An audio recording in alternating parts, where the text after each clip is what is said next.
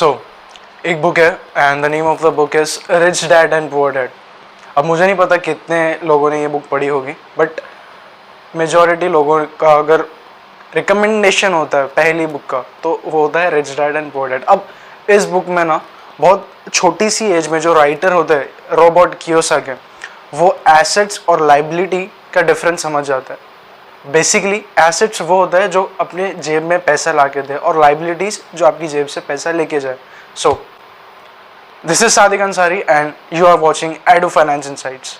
सो आज की इस वीडियो में हम ऐसे कुछ एसेट्स के बारे में बात करने वाले जो बेसिकली आपको हर महीने कुछ कैश फ्लो जनरेट करके दे और आपकी इन्वेस्टमेंट भी बढ़ती रहे।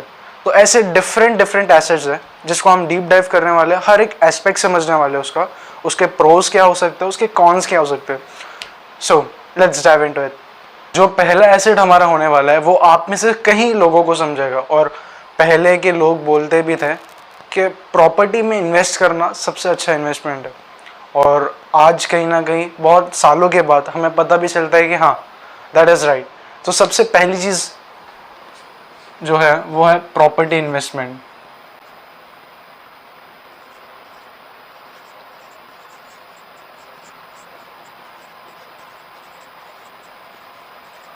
अब जैसे कि मैंने बोला, हम एक डीप डाइव करने वाले हैं हर एक एसेट क्लास के ऊपर जो मुझे लगता है सही है और जो आज हम कवर करने वाले हैं। सो बेसिकली प्रॉपर्टी में ना दो फैक्टर देखे जाते हैं जब आप प्रॉपर्टी बाय करते हो, और ये दो फैक्टर जो होते हैं ये प्रॉपर्टी की तरफ से तो होते ही है, इसके एडिशनल यूजेस क्या होते हैं वो भी आपको मैं बताता हूँ। सो आगे बढ़ने से पहले अगर आपको नहीं पता है तो रेसिडेंशियल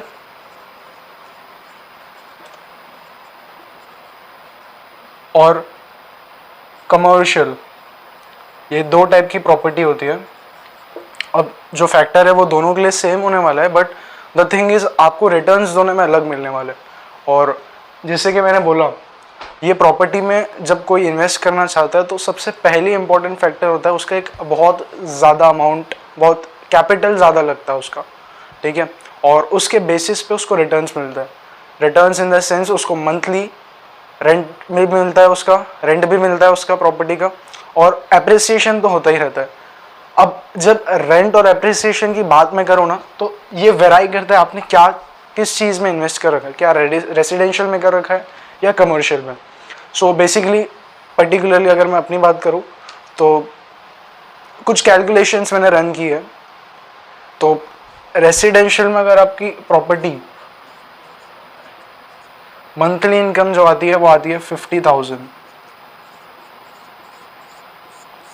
और सेम यहाँ पे आपको थोड़े ज़्यादा रिटर्न्स मिलेंगे क्योंकि आपकी प्रॉपर्टी जो है वो कमर्शियल बैकग्राउंड में। सो इसमें समवेयर अराउंड आपको रेंटल यील्ड आता है 6% के आसपास, और इसमें आपको जो रेंटल यील्ड आता है वो समवेयर अराउंड 7% या 6.5%। I am not talking about precisely, आप देख सकते हो। बट द थिंग इज दोनों प्रॉपर्टी खरीदने से पहले एक बहुत इंपॉर्टेंट फैक्टर के ऊपर बात करनी चाहता हूँ मैं, जो होता है लोकेशन, क्योंकि ये ऐसा एसेट है जो आपको मार्केट का बहुत अच्छा नॉलेज होना चाहिए, बहुत अच्छा प्रोस्पेक्ट समझना चाहिए आपको। क्राइटेरिया होते हैं इसके बहुत सारे, लोकेशन उसमें से बहुत मेजर क्राइटेरिया होता है, ठीक है। लोकेशन पे प्रॉपर्टी के दाम 2 से 3 गुना बढ़ जाते हैं लोकेशन के ऊपर, और अगर लोकेशन सही नहीं हो तो वो प्रॉपर्टी बिकती नहीं है। सो नंबर 1 पॉइंट जो था हमारा प्रोज, लोकेशन। अगर आपने लोकेशन अच्छी चूज़ करी है तो हो सकता है इनिशियली लेवल पे आपको प्रॉपर्टी थोड़ी महंगी लगेगी, बट इन फ्यूचर आपको उसके रिटर्न्स बहुत इमेंसली मिलेंगे। नंबर 2, इसमें एक कॉन ये होता है, एक कॉन्स जो बात करने जाएं हम, ये होता है कि आप इतने बड़े एसेट को हम जब मार्केट में वैल्यू करने जाते हैं तो बायर्स इनिशियल लेवल पर तैयार नहीं होते। हमें बायर्स के लिए बहुत सारे महीने देखने पड़ते हैं, और इसी को अगर आपका एक स्किल इंपॉर्टेंट है यहाँ पे जो होता है नेटवर्किंग। अगर आपकी नेटवर्किंग अच्छी है तो आप ये जो भी ट्रांजेक्शन्स वगैरह होती हैं यहाँ पे आप बहुत अच्छे से कर सकते हो। अगर आपके नेटवर्क्स नहीं अच्छे हैं तो प्रॉपर्टी जब आप सेल करने जाते हो तो आपको उसमें बहुत सारी डिफ़िकल्टीज देखने को मिलेगी. Number 1 location, number 2 network. This are the major criteria that you should look before buying any property, and this is the very important asset. So एक तो बहुत सारे important चीज़ मैंने आपको बता दिया है. इसमें पैसे काफ़ी अच्छे खासे लगते हैं इनिशियल लेवल पे. नेटवर्किंग बहुत अच्छा होना चाहिए, लोकेशन बहुत अच्छा होना चाहिए. अब इसकी एप्रिसिएशन की अगर मैं बात करूँ, एप्रिसिएशन भी अच्छा खासा होता है अगर आपने अच्छी लोकेशन में देख रखा है. तो ऐसा मैंने कहीं देखा भी है कि अगर लोकेशन अच्छा है ना, तो अगर प्रॉपर्टी एक की है तो सामने वाला 10 कोट कर देता है अगर लोकेशन अच्छा है तो. सो यहाँ पे सिमिलरली 6% का एप्रिसिएशन देखने को मिल जाएगा, और यहाँ पे भी लगभग 7 to 8% का, क्योंकि आपका कमर्शियल एरिया रहता है और ये शॉप्स वगैरह होती है. तो मैंने अच्छा ये नोटिस भी किया हो, मैं अपने आसपास भी देखता हूँ, यहाँ पे कई सारी कमर्शियल प्रॉपर्टीज़ हैं. तो बेसिकली जो शॉप ओनर्स होते हैं, जो इसको रेंट पे लेते हैं, जो शॉप ओनर्स होते हैं इसके, जो अपना बिजनेस रन करते हैं इस प्रॉपर्टी में, वो जब इनिशियल लेवल पे रेंट पे लेते हैं, उनका जब एक सेटअप हो जाता है बिजनेस का एक ही जगह से, तो वो प्लान करते हैं उसी प्रॉपर्टी को आगे जाके एक्वायर करने की, और वो उसके लिए आपको कोई भी कीमत देने को तैयार है क्योंकि उनका एक बिजनेस इस्टेब्लिश हुआ हुआ है. तो कई सारे ऐसे एग्जांपल्स हैं मेरे नेटवर्क में जो मैंने देखा है, और ये एक बहुत इंपॉर्टेंट चीज़ होती है शॉप ओनर्स के लिए क्योंकि उनका बिजनेस इस्टेब्लिश होता है वही जगह पे. तो ये सारी चीज़ें होती है. तो यहाँ पे काफ़ी सारे बायर्स होते हैं कमर्शियल लाइंस में. कमर्शियली देखने जाएं तो बहुत सारे बायर्स होते हैं यहाँ पर, क्योंकि पहले से एक बिजनेस इस्टेब्लिश हुआ है. तो आगे जाके जब वो एक्वायर करेगा तो किसी नेटवर्किंग की ज़रूरत नहीं होती. वो शॉप ओनर से बात करेंगे, नेगोशिएट करके ट्रांजैक्शन क्लोज कर देंगे, डील लॉक कर देंगे. सो ये सारी चीज़ें बहुत इंपॉर्टेंट होती है कमर्शियल लाइन में. Hope you understand this. Property के बाद अगर इन्वेस्टमेंट इंस्ट्रूमेंट के बारे में अगर बात करें तो मेजॉरिटी लोगों के दिमाग में एक चीज़ आती है जो होती है एफडी, जिसको हम बोलते हैं फिक्स डिपॉजिट. इसके बारे में भी कुछ बहुत ऐसी चीज़ें हैं जो आपको समझ में आएंगी अभी. Asset class number 2 that is fix deposit. थोड़े दिन पहले मेरा बैंक में जाना हुआ था कोई रीज़न की वजह से, तो एफडी के रेट्स मैंने पता किया तो 6.5%, 6% समवेयर अराउंड. पहले के टाइम पे क्या होता था, ये रेट्स 10% तक थे. तो पहले के लोग इसमें बहुत सारा कंफर्टेबल थे इसमें कि हमें बैठे बैठाए 10% सालाना मिल रहा है. अब इसमें प्रोज जो होता है वो क्या होता है, बेसिकली एक ऐसी बैंक जो इस्टेब्लिश है और काफ़ी सालों से इस्टेब्लिश है, वो आपके कैपिटल को इंश्योर करती है, आपको उसका सालाना रिटर्न भी देती है, और क्योंकि वो नेशनली रन करती है, इंटरनेशनली रन करती है, तो आपको सेटिस्फेक्शन होता है कि हमारा पैसा कहीं नहीं जाना है. तो ये जो फिक्स डिपॉजिट होते थे ना, हो सकता है पहले अच्छे होते होंगे, बट अभी इसके कुछ बहुत सारे मेजर रीजंस है जो आपको समझने चाहिए. ठीक है, तो बेसिकली ये जो रेट्स होते हैं ना एफडीज़ के, ये डिपेंड करते हैं आरबीआई पे, सर के रेगुलेशंस क्या कर रहा है, और उस हिसाब से इसके रेट्स तय होते हैं. अब जो आरबीआई है एग्जिस्टिंग टाइम पे मैं बोलूँ तो वो फॉलो करता है फेडरल बैंक को, क्योंकि अगर वो रेट्स में फ्लक्चुएशन करेंगे तो यहाँ की इकोनॉमी में भी फ्लक्चुएशंस होते हैं. तो बात कर रहा था मैं एसेट क्लास की. तो बेसिकली होता क्या है ना, पहले फेड के रेट ज़्यादा थे तो हमारे भी रेट ज़्यादा थे. अब अगर फेड के रेट ज़्यादा थे तो हमारे रेट अगर कम हुए तो जितने भी इन्वेस्टमेंट एफआईआई या एफडीआई जो भी थे वो यूएस शिफ्ट हो जाते, क्योंकि उनको वहाँ पे अपने कैपिटल पे ज़्यादा रिटर्न्स मिल रहे थे. सो आरबीआई की वजह से ये रेट्स में बहुत ज़्यादा फ़र्क पड़ता है. ऑल्दो ये साल का एक बार मिलता है, बट हम इसको बाइफोकेट कर सकते हैं मंथली में भी. तो या इसमें एक इम्पॉर्टेंट फैक्टर क्या होता है ना, आपका लॉक इन पीरियड होता है, और इसमें सिर्फ आपको रिटर्न्स मिलते हैं. इसमें आपको कैपिटल एप्रिसिएशन बिल्कुल नहीं मिलता. तो ये एक ड्रॉबैक होता है इसमें. बट हाँ, सेटिस्फैक्शन के लिए अगर आप इन्वेस्ट कर रहे हो तो एफडी इस तरीके से कुछ दिखता है. और इसकी अगर मैं बात करूँ पर्सनली तो मैं इसमें बिल्कुल भी इन्वेस्ट नहीं करता, ना मेरी कोई फैमिली में कोई करता है. तो इसका बेसिकली क्या होता है, ये सेटिस्फेक्शन प्रोवाइड करता है लोगों को बैंक की तरफ से, और आपको एक रिसीट मिलती है बैंक की तरफ से एफडीज़ में, जो कि आप जिस हिसाब से आप बढ़ाना चाहो उसको बढ़ा सकते हो। और हो सकता है फ्यूचर में, क्योंकि आप बैंक के रेगुलर कस्टमर, तो हो सकता है आपको एडिशनल 0.5% का रिटर्न एक्स्ट्रा मिल जाए, 50% 0.50% का रिटर्न एक्स्ट्रा मिल जाए। तो ये सारी चीज़ें होती है जो आपकी और बैंक की रिलेशनशिप पे डिपेंड करती है, ठीक है। और इसमें बेसिकली मैं अगर अपनी बात करूँ तो अभी फ़िलहाल जियोपॉलिटिक्स का गेम बहुत तेज़ी से चल रहा है, तो एफडीज़ वगैरह में लॉक इन पीरियड तो होता ही है। एफडीज़ में आपको 11 महीने, 7 महीने, 6 महीने, 1 साल, 1.5 साल, डिपेंड करता है आपका क्या परसेंटेज आपको चाहिए, उसके ऊपर डिपेंड करता है लॉक इन पीरियड। सो इसमें बेसिकली क्या होता है, जियोपॉलिटिक्स का बहुत बड़ा गेम होता है। ऑल्दो आपकी इन्वेस्टमेंट में जो इंटरेस्ट आने हैं वो फिक्स्ड होते हैं, तो मेरे हिसाब से और भी कई ऑप्शंस हो सकते हैं, बट ये एक एसेट क्लास था जो मुझे समझाना थोड़ा अच्छा लगा। अब इसमें ये क्राइटेरिया नहीं होता कि आपको इतने पैसे इन्वेस्ट करने पड़ेंगे। अब प्रॉपर्टीज़ में क्या होता है ना, आपको एक काफ़ी सारा अमाउंट वहाँ पे लगाना पड़ता है, बट अगर एफडी की बात करें तो आप 10,000, 20,000, 15,000, 1 लाख, 10 लाख, 1 करोड़ कोई भी अमाउंट से कर सकते हो। तो या इसका ये एक फ़ायदा होता है, और आपका इन्वेस्टमेंट जो होता है वो सेटिस्फाई रहता है आपकी तरफ से कि आपको मिलना ही है, और परसेंटेज वो तो गारंटीड होता है। सो या दैट्स इट। हमारा एसेट होने वाला है, उसके चर्चे इंटरनेट पे भी काफ़ी सारे। बेसिकली मैं बात कर रहा हूँ सिस्टमेटिक इन्वेस्टमेंट प्लान की, जिसे हम बोलते हैं SIP। सिप अब इसमें आपको मंथली कैश फ्लो चाहिए, तो आपको बेसिकली आपका एक कॉर्पस होना चाहिए। नहीं है तो बेसिकली देखो, अगर आप 1 करोड़ 2 करोड़ करोगे तो आप घर पे बैठे बैठे नहीं करोगे, करते हैं कोई लोग, बट सेटिस्फेक्शन के लिए आप कोई फर्म को ढूंढोगे, कोई कंपनी को ढूंढोगे जो ये सारी चीज़ों में हैंडल करके आपको अच्छा रिटर्न्स प्रोवाइड करा सके। सो SIP basically systematic investment plan होता है, जिसमें आप हर महीने कुछ ना कुछ अमाउंट इन्वेस्ट करते हो और आपका कॉर्पस बनते जाता है, और ओवर द इयर्स आपके रिटर्न्स अच्छे खासे होते हैं, और डिपेंड करता है कि आप कितना इन्वेस्ट कर रहे हो।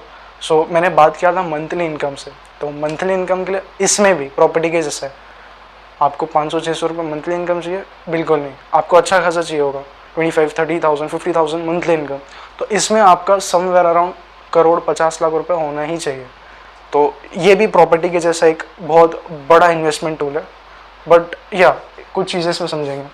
तो इसमें भी इन्वेस्टमेंट जो होती है वो अच्छी खासी लगती है। इन्वेस्टमेंट जो वॉल्यूम होती है इन्वेस्टमेंट की वो हाई होती है। अब इसमें SIP के थ्रू आप इसको स्टॉप कर दोगे और इसमें चालू करोगे SWP, सिस्टमेटिक विड्रॉवल प्लान। इसमें क्या होता है, आपको मंथली बेसिस पे आपको जो भी आपको XYZ अमाउंट आप तय करोगे, आप मंथली बेसिस पे फर्म से उतने पैसे लोगे और वो आपके कॉर्पस में से डिडक्ट होंगे। बट हाँ, ओवर द लॉन्ग टर्म आपका कॉर्पस बढ़ेगा, क्योंकि आप पूरे पैसे नहीं निकाल रहे हो, आप 0.5%, 0.50%, 1% महीना निकाल रहे हो। तो या जो भी आप निकालोगे XYZ रुपीज़ मंथली, वो आपके कॉर्पस में से कट होगा, माइनस होके, और बाकी की जो आपका आगे का रहेगा, जो कॉर्पस बचा रहेगा, उस पर आपको अच्छा खासा आगे जाके वो भी बढ़ेगा, एप्रिसिएशन होगा आपका। तो इसमें काफ़ी सारे अच्छे रिटर्न्स मिलते हैं। बेसिकली अगर मैं 3 से 4 साल, 5 साल की बात करूँ तो इसमें 12% टू 14% तक का एक्सपेक्ट कर सकते हैं अराउंड, मंथली एक्सपेंस निकलने के बाद, ठीक है। तो ये था कुछ इन्वेस्टमेंट का टूल जो इंटरनेट पे भी बहुत अच्छे से समझाया गया, बट मैंने कोशिश की है कि उन लोगों को भी समझ में आए जो SIP और SWP नहीं जानते। So that's for it. So अगर आप अभी तक का जुड़े हुए हो, सो एक चीज़ बहुत इंपॉर्टेंट बोलने जा रहा हूँ मैं। ये जो अभी नेक्स्ट ऐसा क्लास में आपको बताने वाला हूँ, इसमें आपके पैसे भी ज़्यादा नहीं लगेंगे, आपको हर महीने कुछ ना कुछ पैसे मंथली इनकम भी आएगी, आपका कैपिटल एप्रिसिएशन भी होगा। सो मुझे नहीं पता इस को क्या बोलना चाहिए, और ऑल्दो इसका एक प्रॉपर एलोकेशन है नाम का, बट मैं मिक्सड अप बोलता हूँ इसको, क्योंकि इसमें सारी चीज़ें हैं।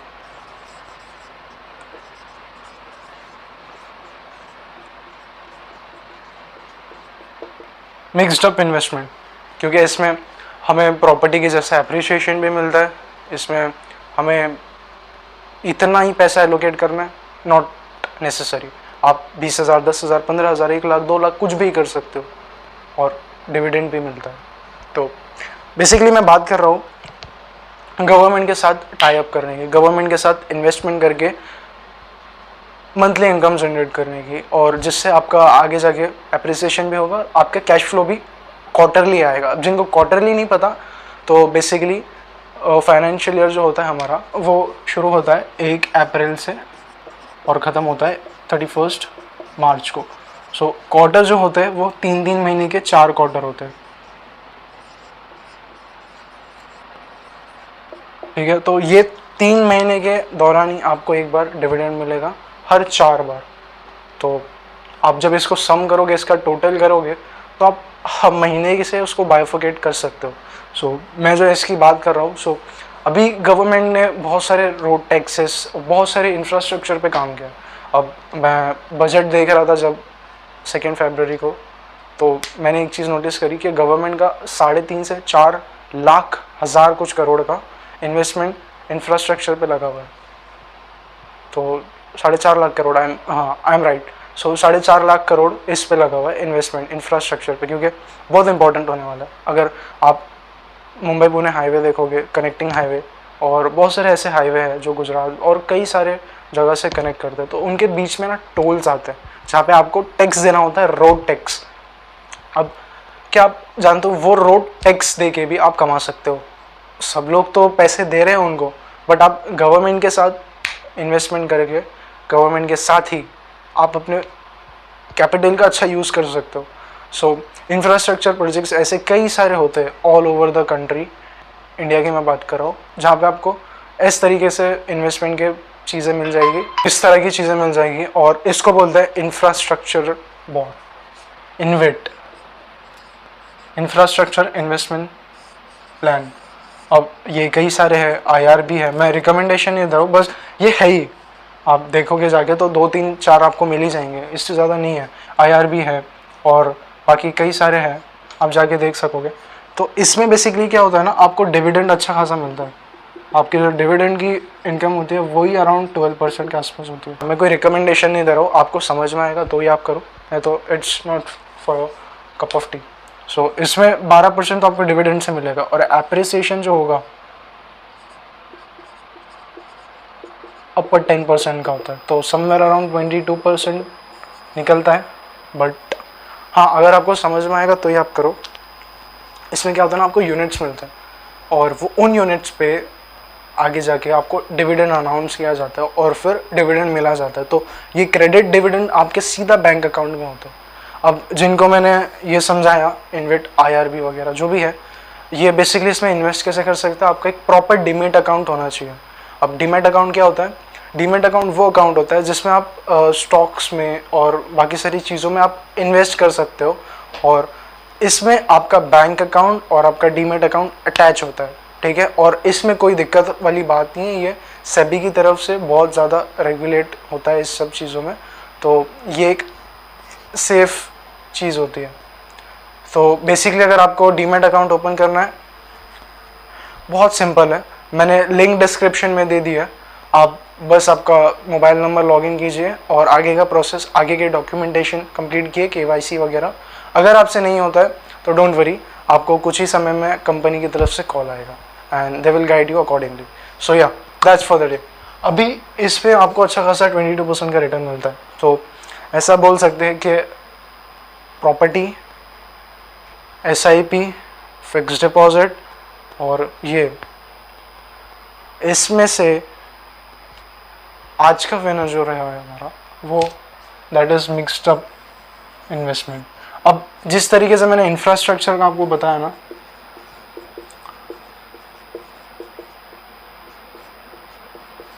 अब इंफ्रास्ट्रक्चर तो एक पार्ट है उसका, ठीक है, क्योंकि उसमें बहुत सारे पैसे लगते हैं, लाखों हज़ारों करोड़ लगते हैं, तो एक इंसान लोकली नहीं कर सकता, नॉट पॉसिबल। बेसिकली इसी तरीके से एक और एक ट्रस्ट है जिसका नाम है रीट्स। अब रीट्स में भी सिमिलरली ये सारी चीज़ें होती है। बट ये क्या होता है, रियल एस्टेट इंफ्रास्ट्रक्चरल ट्रस्ट, जो बड़ी बड़ी टावर्स होते हैं, बड़े बड़े अपार्टमेंट्स होते हैं जहाँ पे गवर्नमेंट्स के प्रोजेक्ट्स चलते हैं या ऐसे कोई प्रोजेक्ट्स चलते हैं जो पार्ट होते हैं, वहाँ पे आप इन्वेस्टमेंट कर सकते हो। बहुत सारे ऐसे इन्वेस्टमेंट के हैं जैसे कि माइंड स्पेस हो गया जो कि रीट्स में आता है, और बहुत सारी ऐसी कंपनीज हैं, आप जाके देख सकते हो। इसमें भी आप सिमिलरली इन्वेस्ट कर सकते हो। अगर आप रियल एस्टेट में ज़्यादा इन्वेस्ट करने के लायक आपके पास कैपिटल नहीं है तो आप इसी तरीके से उसमें भी रिटर्न्स निकाल सकते हो। होप आपको समझ में आया होगा। मैंने पूरी कोशिश की है हर एसेट क्लास को डिटेल में जाके कवर करने की, और अगर आपको कुछ डाउट है so let me know in the comments. You can share this video to spread the awareness. Thank you.